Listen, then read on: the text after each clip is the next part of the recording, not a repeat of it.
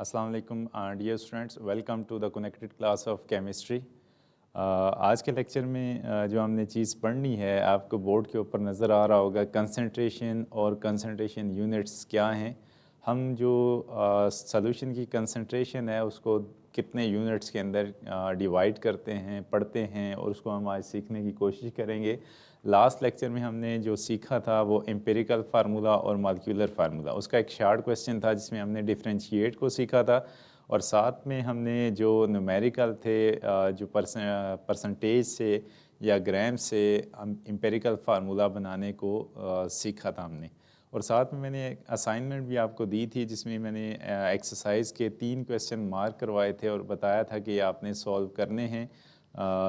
किसी बच्चे ने सॉल्व किया है तो उसमें अगर कोई प्रॉब्लम है तो आप मेरे साथ डिस्कस कर सकते हैं, आप अपना क्वेश्चन राइट डाउन कर सकते हैं, ठीक है। अब जो हमने आज के लेक्चर में सीखना है बेसिकली कंसंट्रेशन और कंसंट्रेशन यूनिट्स क्या होते हैं, इसको हम कितने जो पार्ट्स हैं उसमें डिवाइड करते हैं। तो सबसे पहले जो है कंसंट्रेशन को हम राइट डाउन करते हैं, फिर बुक की तरफ आते हैं, ज़रा क्या चीज़ें डिस्कस की जा रही हैं। तो कंसंट्रेशन क्या होता है, इसको हम कैसे लिखते हैं। कंसंट्रेशन, अब कंसंट्रेशन जो है इसको अगर डिफ़ाइन किया जाए तो ये क्या होता है बाय डेफिनीशन। इसमें क्या है, the amount of solute present in solvent और सॉल्यूशन, ठीक है। तो दोनों तरह से हम डिफाइन करते हैं। सॉल्वेंट और solution is called concentration of solution, is called concentration of, ठीक है, ऑफ सॉल्यूशन कह सकते हैं या कंसंट्रेशन ऑफ सॉल्यूट कह सकते हैं, ठीक है। ये जो बात आपकी बुक के ऊपर लिखी गई है वो कहाँ पे है, अमाउंट ऑफ सॉल्वेंट और solution is called the concentration of solution. इसको आप बुक से भी मार्क कर सकते हैं और जो भी हमने नोट्स में लिखा है वो भी आप साथ साथ देख सकते हैं। इसको अपनी बुक से भी आप मार्क कर सकते हैं। अब दूसरा जो मेरा पॉइंट था कि कंसंट्रेशन को हम कितने यूनिट्स के अंदर लिख सकते हैं, तो बेसिकली हम कंसंट्रेशन को 2 यूनिट्स के अंदर लिख सकते हैं। प्लीज़ आप जो है आपके कमेंट्स जो हैं मैं देख रहा होता हूँ, क्लास को क्लास रहने दें और मेरे साथ आप चलें, ठीक है। जो मैं क्वेश्चन आपसे पूछा था कि जो क्वेश्चंस आपने किए हैं उस हवाले से किसी बच्चे का कोई रिस्पांस नहीं आया, तो ये बुक के ऊपर आपको मैंने कल भी बताया था कि ये आपके सामने बुक मौजूद है। कंसंट्रेशन यूनिट्स हम पढ़ रहे हैं, पेज नंबर है 35। एक एक चीज़ मैं आपको बताता हूँ तो आप भी कोशिश करें कि साथ साथ चलने की, ठीक है। तो उसके बाद जो नेक्स्ट है कि कंसंट्रेशन को हम कितने यूनिट्स के अंदर लिख सकते हैं, यूनिट्स ऑफ कंसंट्रेशन, ठीक है। तो ये आपको पता होना चाहिए कि कंसंट्रेशन को कितने यूनिट्स में डिफ़ाइन किया जाता है। तो यहाँ पे मैं लिख रहा हूँ कि concentration can be divided into, या इट कैन बी कैलकुलेटेड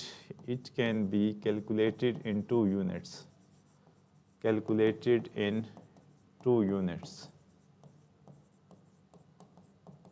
वो यूनिट कौन कौन से हैं, सबसे पहले कौन सा होगा, ए जो है हम परसेंटेज के अंदर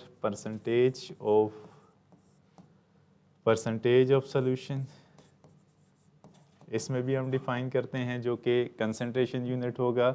और दूसरा जो है मोलैरिटी, 2 यूनिट्स के अंदर हम कंसंट्रेशन जो होती है सॉल्यूशन की उसको डिफ़ाइन करते हैं। अब परसेंटेज को हम 4 वेज के अंदर मज़ीद लिखेंगे कि कंसंट्रेशन परसेंटेज के मामले में कैसे कैलकुलेट की जाती है। तो सिर्फ यहाँ पे हम इसके फार्मूले लिखेंगे। जो नेक्स्ट है परसेंटेज, पहला जो है हमारा पॉइंट कि परसेंटेज में हम इसको कैसे लिखते हैं, ए परसेंटेज ऑफ सॉल्यूशन, ठीक है।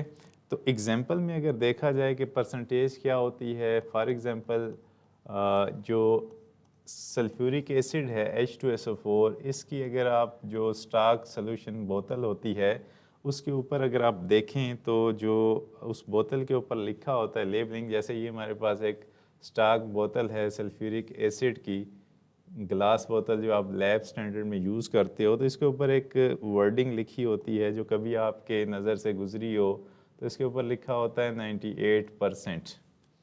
अब जो 98% है ये इसकी कंसंट्रेशन है कि इसमें जो सल्यूट पार्टिकल्स हैं वो कितने हैं, 98, और जो टोटल सम किया जाए सल्यूट और सॉल्वेंट को वो पार्टिकल्स कितने हैं, 100 पार्टिकल्स हैं, ठीक है।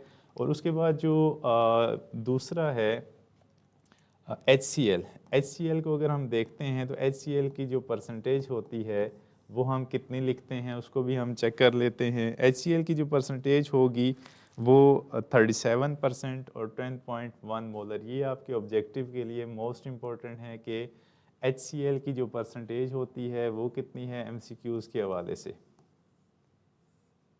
ठीक है। तो ये आपने याद रखना है। इसके बाद मैं आपको 4 फार्मूले बताऊंगा जिससे हम परसेंटेज को कैलकुलेट कर सकते हैं, वो भी आपने याद रखने हैं। वो आपकी एक्सरसाइज के एक क्वेश्चन का हिस्सा होगा, वो हम यहाँ पे डिस्कस करेंगे, ठीक है।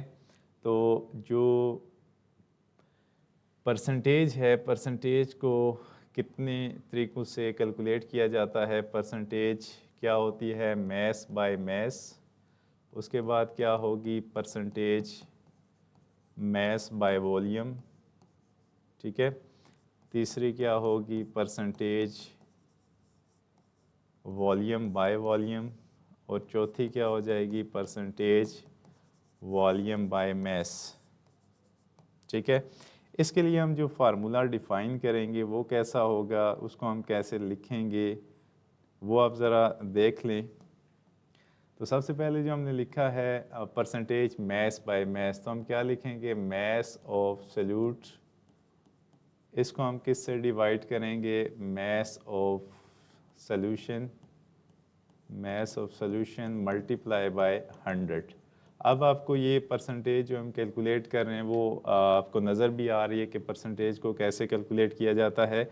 जैसे आप अपने मार्क्स को कैलकुलेट करते हैं तो इसी तरह से यहाँ पे जो परसेंटेज है, जैसे obtain marks divided by total marks multiply by 100, तो यहाँ पे आपको नज़र भी आना चाहिए कि ये मैस बाय मैस है, तो यहाँ पे मैस और नीचे भी मैस होगा। अब यहाँ पे मैस बाय वॉल्यूम है, तो आप क्या लिखेंगे, mass of solute divided by volume of solution, volume of solution multiply by 100, ठीक है। उसके बाद जो तीसरा पॉइंट है उसको अगर हम देखें तो उसके में क्या होगा कि वॉल्यूम ऑफ सॉल्यूट, अब V बाय V, तो वॉल्यूम और वॉल्यूम का रेशो आ रहा है, volume of solute divided by volume of solution, volume of solution multiply by 100, ठीक है। कि टोटल वॉल्यूम सॉल्यूशन का कितना है, उसमें आपने सॉल्यूट कितना ऐड किया है लिक्विड फॉर्म के अंदर, उसका वॉल्यूम कितना है, ठीक है। मैं रिपीट करूँगा थोड़ा सा, एक सेकंड मुझे ये कंप्लीट करने दें। उसके बाद लास्ट पे है percentage volume by mass, volume of solution, volume of solute divided by mass of solution, ठीक है। उसके बाद इसको आप क्या कर देंगे, मल्टीप्लाई बाय 100 कर देंगे, ठीक है। यहाँ पे मैंने जो चीज़ आपको 4 फार्मूले डिस्कस किए हैं, ये किस चीज़ के थे, परसेंटेज ऑफ सॉल्यूशन। परसेंटेज क्या होता है, किसी भी सॉल्यूशन की कंसंट्रेशन को कहते हैं।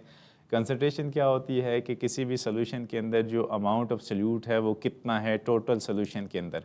तो सबसे पहली जो बात हमने सीखी कि अगर हमारे पास लेट्स से कि मैस ऑफ सॉल्यूट कितना होता है, एक एग्जांपल के साथ भी मैं आपको एग्जांपल देता हूँ, फिर आगे चलते हैं।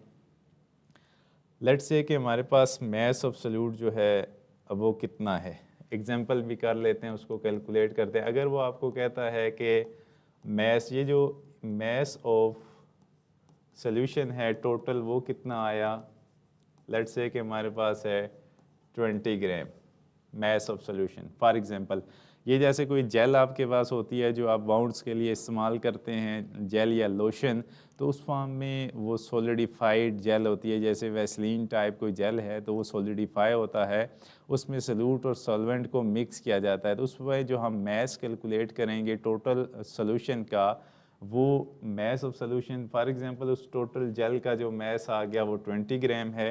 अब उसमें जो सल्यूट हमने ऐड किया गया है वो हमें कितना दिया गया है, मैस ऑफ सल्यूट कितना है, लेट्स से कि मैस ऑफ सल्यूट हम उसमें कितना ऐड कर रहे हैं, 15 किसी सॉल्वेंट के अंदर हम ऐड कर रहे हैं। वो हमसे कह रहा है कि आप इसकी परसेंटेज कैलकुलेट करें कितनी, मैस बाय मैस।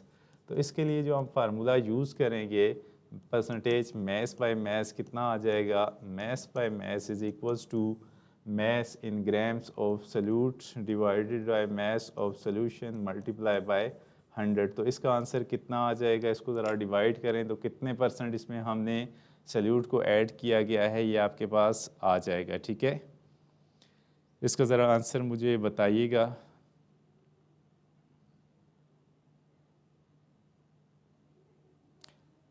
उसके बाद हम मोलैरिटी की तरफ जाते हैं। ठीक है, जल्दी से। तो यहाँ पे जो हमने ऐड किया है एग्जैक्ट 60 है, तो यहाँ पे आप 75%, ठीक है। तो हमने जो एग्जैक्ट ऐड किया है 75% हमारे पास क्या है, 75% ऑफ सल्यूट। अब जो मतलब क्या हुआ कि जो हमने डिफ़ाइन किया था कि जो मैस कंसंट्रेशन क्या होती है, बेसिकली किसी भी सल्यूट की परसेंटेज होती है, जो हम पहला पॉइंट पढ़ रहे हैं। अब 4 तरह से हम परसेंटेज को कैलकुलेट कर सकते हैं। जो पहली मैंने कैलकुलेशन की है mass of solute, mess of solution, ये मैंने एग्जांपल जो बताई है, जैसे कि आपके पास कोई जेल है, उसका टोटल वेट कितना है, वो कहता है उसका टोटल वेट 20 ग्राम है। उसमें हमने जो सल्यूट ऐड किया है, फॉर एग्जांपल ए सल्यूट है, किसी सॉल्वेंट के अंदर हमने जब मिक्स किया तो टोटल मैस 20 बन गया, उस सल्यूट का मैस कितना हुआ 15। तो अगर वो कहता है कि आप इसका परसेंटेज फाइंड आउट करें, तो परसेंटेज कैसे होगी, मैस बाय मैस, तो आपके पास ये फार्मूला आ जाएगा। ठीक है, ये मैंने आपके बुक पे नहीं था, जस्ट मैंने आपको ये 4 फार्मूले बताए हैं जो हम केमिस्ट्री के अंदर पढ़ते हैं कि परसेंटेज कितने तरीक़ों से कैलकुलेट हो सकती है। यहाँ तक क्लियर है? ठीक हो गया, क्योंकि ये आपकी बुक के अंदर नहीं है, जस्ट उसने वर्बली बता दिया है कि परसेंटेज और मोलैरिटी। जो अभी आपके बुक का पार्ट है वो क्या है, मोलैरिटी, जो अभी हम कैलकुलेट करेंगे नेक्स्ट। ठीक है, क्योंकि जब मैं ये चीज़ें नहीं बताऊंगा तो आप जब बुक को पढ़ोगे तो उसमें बहुत सारी कन्फ्यूजन हो सकती है। अब ज़रा बुक को डिस्कस करते हैं। ठीक है, अब ज़रा हम बुक को डिस्कस कर लेते हैं। अब सारे बच्चे पेज नंबर 35 पे आओ। जो बातें हमने डिस्कस की हैं, क्या आपकी बुक के ऊपर ये बातें लिखी गई हैं? When a solid solute are dissolved in water, their molecules or ions readily move about in solution. They come in contact with one another readily in solution, so they combine easily। मतलब solution जब बनता है तो उसमें हम दो चीज़ें add करते हैं, एक होगा हमारे पास solute, दूसरा क्या होगा, solvent, और इससे जो चीज़ बनेगी वो क्या होगा, सॉल्यूशन। अब इसमें जो अमाउंट होगी सल्यूट की, उसको हम क्या कहेंगे, परसेंटेज ऑफ सॉल्यूशन। जो नीचे इसने डेफिनेशन लिखी है, the quantity of solute present in given amount of solvent और solution is called concentration of solution. उसके बाद इसने लिखा है कि recall you have learned the difference between dilute and concentrated solution. अब तमाम बच्चों को ये पता होगा कि डाइल्यूट सॉल्यूशन हम किसे कहते हैं और कंसंट्रेटेड सॉल्यूशन हम किसे कहते हैं।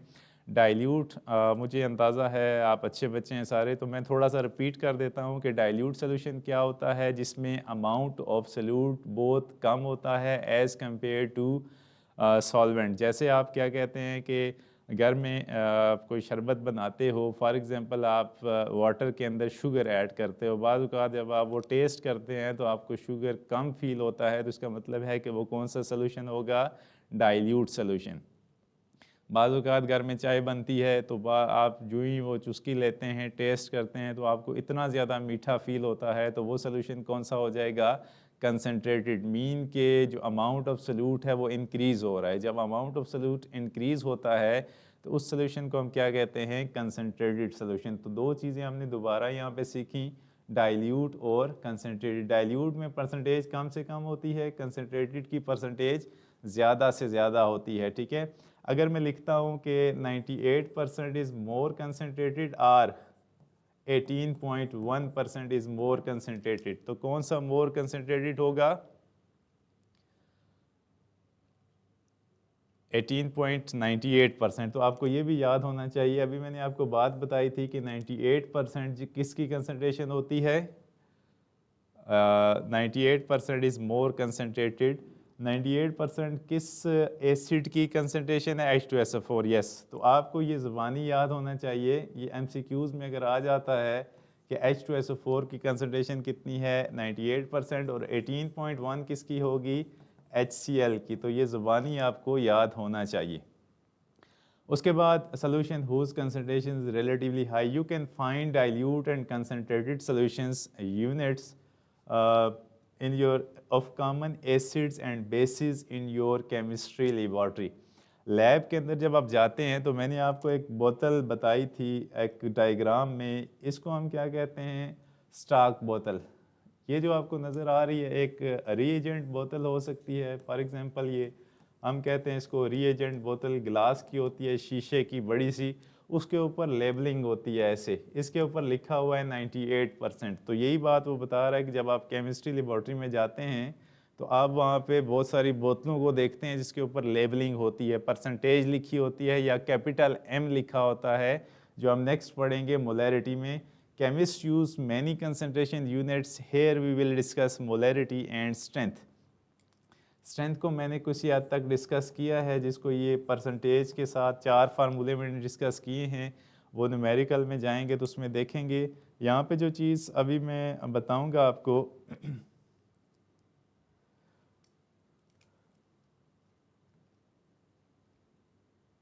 ठीक है,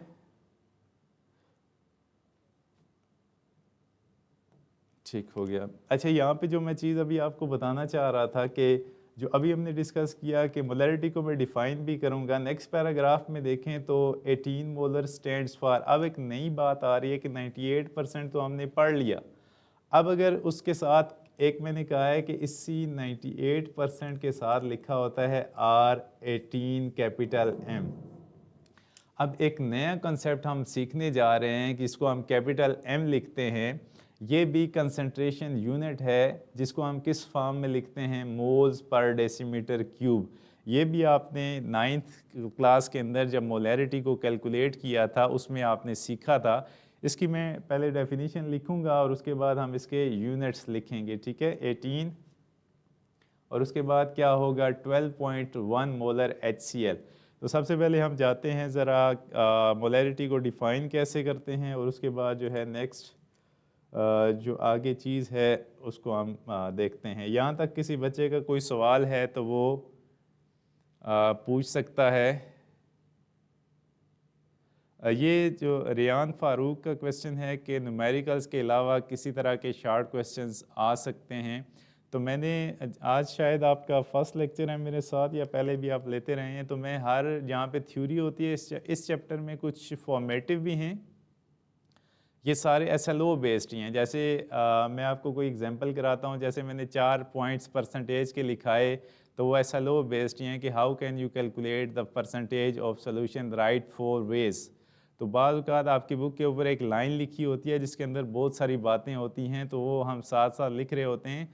जो भी हम यहाँ पे डिस्कस करते हैं वो आपके पेपर के लिए SLO बेस्ड इंपॉर्टेंट होता है, ठीक है। तो लास्ट टाइम जैसे मैं एक थ्योरी पढ़ा रहा होता हूँ तो उसमें डिफरेंशिएट के क्वेश्चन बताए थे लास्ट लेक्चर, जो आप यूट्यूब से डिस्कस कर सकते हैं और वहाँ से देख सकते हैं, ठीक है। तो आगे चलते हैं ज़रा। यहाँ तक किसी बच्चे का जो चीज़ मैंने बताई है उसमें कोई क्वेश्चन है तो आप वो पूछें, नहीं तो मैं आगे जाऊँगा। नेक्स्ट जो चीज़ है वो मोलैरिटी है। आगे मेरा जो टॉपिक होगा मोलैरिटी। परसेंटेज से जिस बच्चे ने कोई क्वेश्चन करना है तो वो पूछ सकता है, नहीं तो फिर हम मोलैरिटी को भी डिफ़ाइन कर रहे हैं, ठीक है। ठीक हो गया।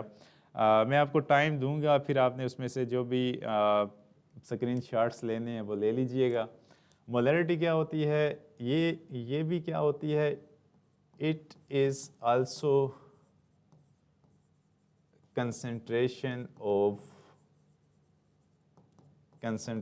Of solution. मोलैरिटी भी बेसिकली क्या होती है, सोल्यूशन की कंसंट्रेशन को डिफाइन करती है। अब इसको अगर हम लिखना चाहें तो क्या होता है, it can be calculated by dividing moles of solute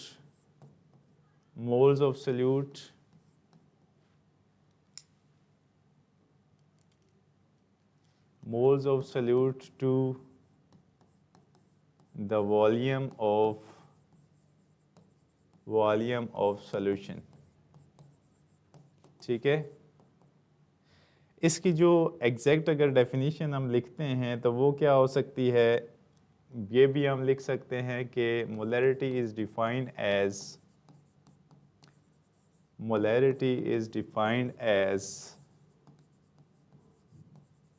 as moles per unit volume. ठीक है, तो मोलैरिटी को दोनों ये भी डेफिनेशन हो सकती है, बात एक ही है। अब इसको हम लिखते कैसे हैं कि इसका फार्मूला आप कैसे लिखेंगे, तो मोलैरिटी किसके बराबर होती है, मोलैरिटी इज इक्वल्स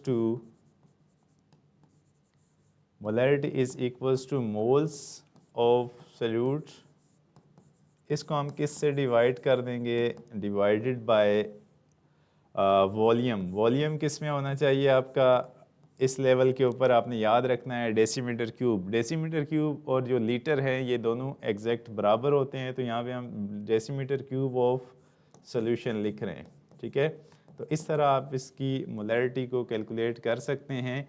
अब मुझे आप ये बताएंगे कि मोलैरिटी का यूनिट क्या आ सकता है यहाँ पे आपके सामने।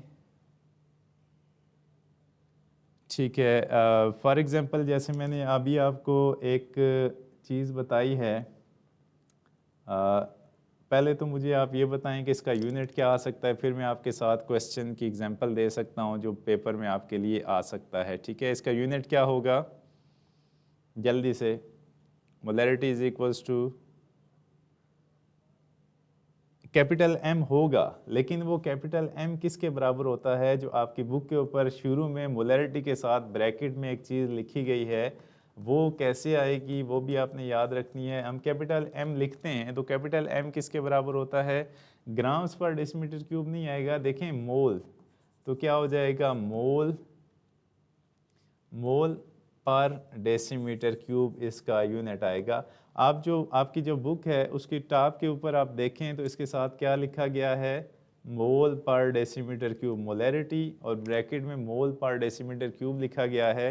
तो ये मोल पर डेसीमीटर क्यूब कैसे आ रहा है, मोल पर लीटर लिख सकते हैं, कैपिटल एम नहीं लिखना आपने इसमें। ठीक है, जैसे कुछ बच्चे जो है वो लिख रहे हैं भाई कैपिटल एम और लीटर, ये नहीं लिखना, आप इस तरह लिख सकते हैं मोल पर लीटर, इस तरह लिख सकते हो। अगर आप कैपिटल में चले गए तो मोलैरिटी हो जाएगी। मोलैरिटी बेसिकली किसके इक्वल आती है, मोल पर डेसीमीटर क्यूब या मोल पर लीटर के। यहाँ तक क्लियर है, आगे चलें। ठीक है, अगर पेपर में सेंटीमीटर क्यूब वॉल्यूम गिवन है तो हमें यूज़ एडिम करना होगा या नहीं, यस। अगर आपका, अभी हम एक न्यूमेरिकल भी कैलकुलेट करेंगे जिसमें क्या होगा कि अगर आप सेंटीमीटर क्यूब से डेसीमीटर क्यूब में जाना चाहते हो तो इसको आप क्या करेंगे, 1000 के साथ आप इसको क्या कर देंगे, डिवाइड कर देंगे। जब इस 1000 के साथ डिवाइड करोगे तो सेंटीमीटर ख़त्म होके किस में चला जाएगा, डेसीमीटर क्यूब के अंदर। ठीक है, तो अगर मैं इसको ठीक कर लूँ तो यहाँ पे अगर 1 सेंटीमीटर क्यूब को आपने डेसीमीटर क्यूब के साथ लिखना है तो इसका मतलब होगा कि यहाँ पे 1 है, यहाँ पे भी 1 है, तो इस 1 को आप क्या कर देंगे, 1000 के साथ डिवाइड करोगे तो वो किस में चला जाएगा, डेसीमीटर क्यूब के अंदर। तो जितने भी ये न्यूमेरिकल होंगे मोलैरिटी वाले, इसमें आपने सेंटीमीटर क्यूब को डेसीमीटर क्यूब में कन्वर्ट करना है और उसके बाद आगे क्वेश्चन को सॉल्व करेंगे। ठीक है, अच्छा, किसी बच्चे का क्वेश्चन था भाई किस तरह के स्पेसिमेन क्वेश्चन आ सकते हैं। फॉर एग्जांपल जैसे मैंने स्टार्ट किया था तो इसमें मैंने मार्क किया हुआ है कि जी MCQs इसमें से बहुत सारे बन सकते हैं। अगर इस पैराग्राफ में से हम MCQs उठाएं तो 8-10 MCQs इन दोनों पैराग्राफ के अंदर मौजूद हैं। ये बात क्लियर हो गई कि MCQs यहाँ से बहुत सारे बन सकते हैं। जैसे मैंने कहा भाई HCl की मोलैरिटी कितनी है, परसेंटेज कितनी है, दोनों ये दो दो न्यूमेरिकल, चार तो ये हो गए। डेफिनीशन का MCQ बन सकता है, डाइल्यूट और कंसनट्रेशन का MCQ बन सकता है। यहाँ से ये क्वेश्चन हो सकता है कि differentiate between dilute and concentrated solutions, ये थ्योरी के हवाले से क्वेश्चन मैं आपके साथ डिस्कस कर रहा हूँ। और दूसरा जो मैंने बताया था कि हाउ आप ये लिख सकते हैं कि how many types of concentration units, concentration units की टाइप्स कितनी हैं, तो दो हमने डिस्कस किए हैं, परसेंटेज और मोलैरिटी। अब अगर वो क्वेश्चन करता है कि how can you calculate the molarity percentage of solution, तो परसेंटेज के लिए मैंने कितने आपको मेथड बताए हैं, ये 4 मेथड बताए हैं। कम से कम आपको ये 4 मेथड याद होने चाहिए कि परसेंटेज को कैसे कैलकुलेट किया जाता है। और उसके साथ मैंने एक एग्जांपल भी दी है कि इस तरह का भी क्वेश्चन आ सकता है कि मैथ ऑफ सॉल्यूशन ये है, मैथ ऑफ सॉल्यूट, अब फाइंड करो परसेंटेज मैथ बाय मैथ कैसे होगी। तो आपको कम से कम ये सिंपल सा है, लेकिन अगर आपको कहता है कि परसेंटेज मैथ बाय मैथ, तो उसमें बच्चा ये कंफ्यूज हो जाता है कि मैथ बाय मैथ का फार्मूला क्या है, तो उसको हम कैसे कैलकुलेट कर सकते हैं। ठीक है, अब जो मैं यहाँ तक पहुँचा हूँ कि मोलैरिटी ऑफ सॉल्यूशन को डिफ़ाइन कैसे करेंगे। ठीक है, अब टाइम तो ओवर हो चुका है। मेरा जो था कि मैं आपको एक जो क्वेश्चन करा देता न्यूमेरिकल, लेकिन चलें, जो आपको मैंने असाइनमेंट दी थी वो 3 क्वेश्चन आपसे हो गए थे, ये मुझे ज़रा रिस्पॉन्स दे दें।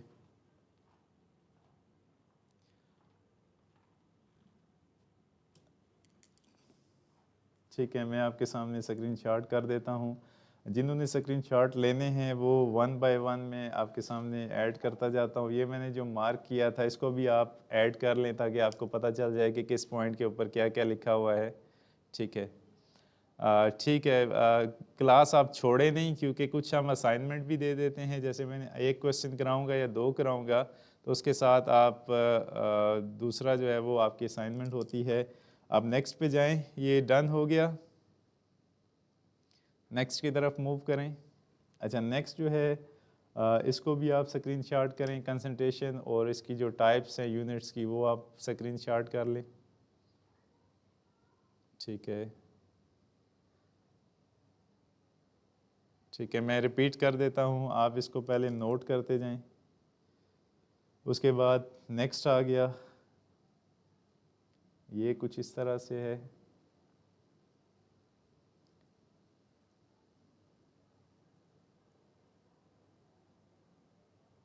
ठीक है, इसको भी आप नोट कर लें। मैं रिपीट करता हूँ, पहले आप स्क्रीनशॉट लेते जाएं।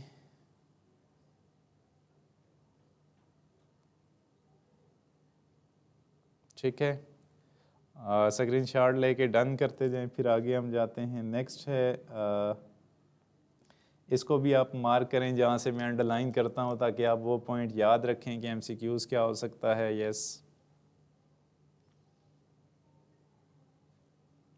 ठीक है। उसके बाद नेक्स्ट जो छठा पेज था हमारा मोलैरिटी के हवाले से था। तो आज के लिए इतना काम काफ़ी है, क्योंकि टाइम जो है वो हमें 35 मिनट की क्लास मिलती है, तो स्टार्टिंग में 5-6 मिनट हमारे हो जाते हैं, इसी तरह से वेस्ट हो जाते हैं। तो कोशिश करें कि आप जो असाइनमेंट है उसको लाजमी करें। अब मैं आपके साथ, आज का लेक्चर यहीं तक होगा, अब मैं आपके साथ जो असाइनमेंट थी वो डिस्कस कर देता हूँ। मैंने आपको परसेंटेज के हवाले से बताया था कि परसेंटेज से आप एम्पिरिकल फार्मूला और मॉलिक्यूलर फार्मूला कैसे कैलकुलेट करते हैं, वो एक्सरसाइज में कौन कौन से क्वेश्चंस हैं।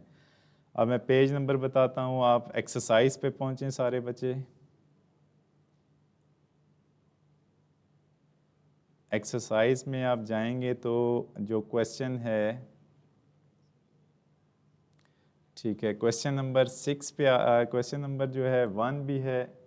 1 मैंने आपको असाइनमेंट दी थी कि आप इसमें से एम्पिरिकल और मॉलिक्यूलर फार्मूला कैलकुलेट करें। Analysis of a compound use in photography indicated following chemical composition, ये आपको मैंने असाइनमेंट दी थी, क्वेश्चन नंबर 1। इनकी नंबरिंग में फ़र्क हो सकता है, नंबरिंग में मिस्टेक हो सकती है। असाइनमेंट इसको आप नोट करते जाएं। ठीक है, और उसके बाद जो दूसरी असाइनमेंट मैंने आपको दी थी कि calculate the empirical and molecular formula from the following data. Question number 5 है जिसकी नंबरिंग जो है वो डबल हुई हुई है, तो ये भी आपकी असाइनमेंट थी। 2 क्वेश्चन हो गए, ठीक है, क्लियर है। उसके बाद जो है एक और क्वेश्चन था वो मैं आपके साथ बता देता हूँ। नेक्स्ट आ जाएं नेक्स्ट पेज के ऊपर। नेक्स्ट पेज पे एक क्वेश्चन था जिसमें आपने सिर्फ एम्पिरिकल फार्मूला को कैलकुलेट करना था। ये क्या है कि सोल्यूशन परसेंटेज, ये वाला, यहाँ पे XIV इसका नंबर है लेकिन नंबरिंग में मिस्टेक हो सकती है, तो ये आपने असाइनमेंट करनी थी। असाइनमेंट के लिए आपने क्या करना है, see lecture of empirical formula and molecular formula